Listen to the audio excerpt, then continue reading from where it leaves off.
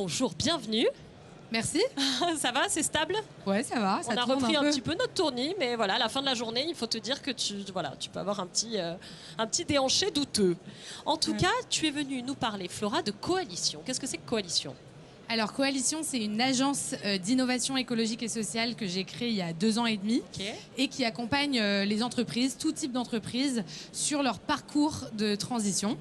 Alors, on a cette envie, cette spécificité d'être garantie sans greenwashing, RSE bullshit et philanthropie du XXe siècle. Comme ça, c'est cash. Qui un peu provoque et qui nous permet en tout cas d'avoir...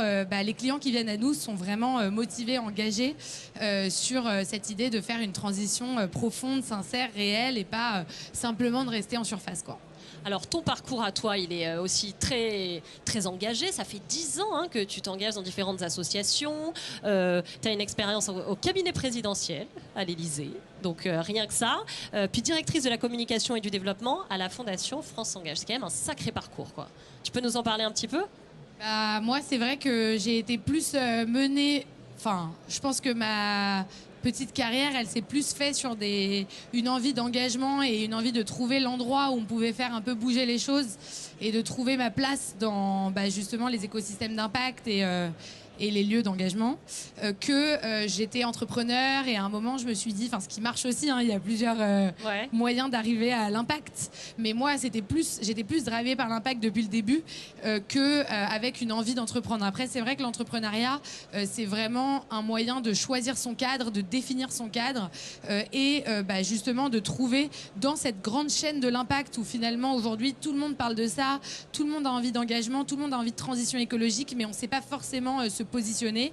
C'est vrai que l'entrepreneuriat, ça permet de créer son cadre. Comment il est venu ce déclic pour toi de parler de greenwashing avec les entreprises? Quand c'est arrivé? Moi, c'est arrivé parce que quand je travaillais à l'Élysée, on était tout le temps confrontés à plein de problèmes. Très chic de dire ça, t'en as conscience quand même. Je sais pas, après voilà, c'était une expérience hyper enrichissante. Qu'est-ce que tu faisais d'ailleurs à l'Élysée? J'étais dans l'équipe de communication du président François Hollande avant Emmanuel Macron je m'occupais vraiment de plein de sujets de communication, mais c'est vrai que quand on travaille en politique, que ce soit à l'Élysée encore plus, mais même ailleurs, on est confronté toute la journée aux problèmes qu'on a dans notre pays. Alors c'est vrai que des problèmes on en a, on va pas le nier, mais donc on va voir un problème ici, un problème là, etc. Et quand j'ai quitté l'Élysée, je me suis retrouvée un peu par hasard à travailler plutôt sur les solutions parce que j'accompagnais justement l'entrepreneuriat écologique et social via la Fondation La France S'engage. Et ce que j'aime raconter, c'est que j'ai quitté la France des problèmes pour rejoindre la France des solutions.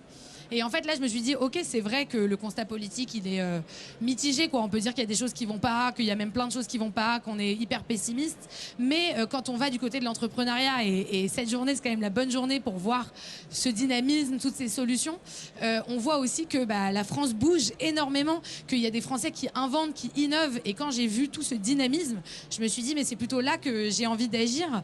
Et je voyais aussi à l'époque que les entreprises, elles commençaient à avoir des gros budgets sur les sujets de RSE, d'impact au sens large, et qu'elles avaient du mal à les positionner sur des champs d'impact. Et j'avais envie de casser les silos et de dire aux grands groupes, arrêtez de faire du greenwashing, allez voir ce qui se passe sur le terrain entrepreneurial, associatif et d'innovation et financer ces projets-là, quoi. C'est là que tu crées ma conviction au démarrage.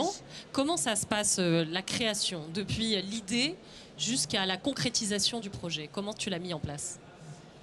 Moi, je me suis lancée de manière très insouciante. Enfin, s'il faut donner des conseils d'entrepreneur, j'ai eu un truc formidable qui s'appelle une rupture conventionnelle et qui m'a permis de me lancer tout en percevant le chômage, parce qu'en fait, il ne faut pas nier les besoins financiers qu'on a tous.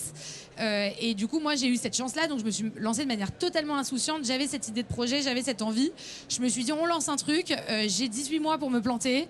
Donc voilà, j'ai 18 mois de filet de sécurité. On y va et après, on verra ce qui se passe, quoi. Quels sont les premiers écueils que tu as rencontrés? Comment ça s'est passé? Les premières difficultés, les premiers déclics, en fait, ce que tu as compris?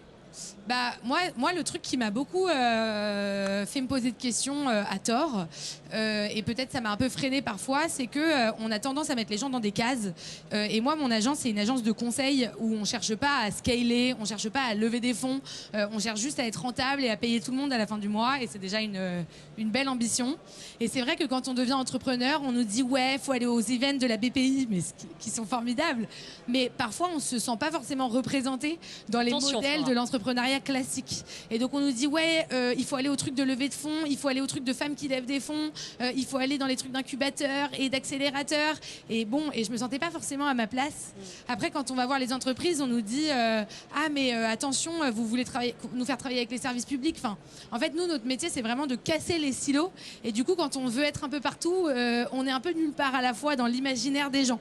Et donc moi, si j'ai un conseil à donner aux entrepreneurs, c'est que quoi que vous ayez envie de faire, à partir du moment où vous avez un modèle économique, parce que c'est quand même le nerf de la guerre, faites-le, parce que sinon, en fait, tout le monde va essayer de vous mettre dans des cases tout le temps. Et vous n'allez pas être éligible pour avoir une place dans cet incubateur. Vous n'allez pas être éligible pour lever des fonds à tel endroit.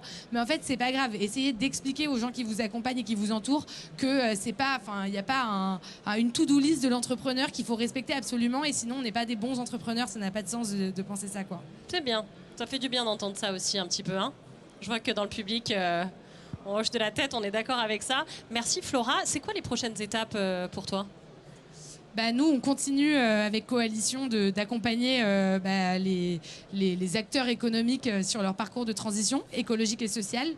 On est assez actif aussi sur la formation à la transition écologique parce qu'on s'est rendu compte que au sein des entreprises, la conduite du changement, c'est vraiment la clé pour réussir des parcours de transition écologique. Donc on fait beaucoup de formations de CODIR, beaucoup de formations de COMEX. On fait aussi des formations dans le secteur public. Donc ça, c'est un sujet qu'on est en train de développer à fond. Et puis moi, d'un point de vue personnel, je suis tous les dimanches sur BFM TV pour parler de transition écologique et sociale. Et ça, c'est un challenge nouveau, qui est assez rigolo. On peut écouter Flora tous les dimanches. Alors merci beaucoup en tout cas Flora d'avoir été avec nous. Merci beaucoup. Merci pour ton énergie, merci pour tous ces beaux projets. Vous pouvez l'applaudir. Merci.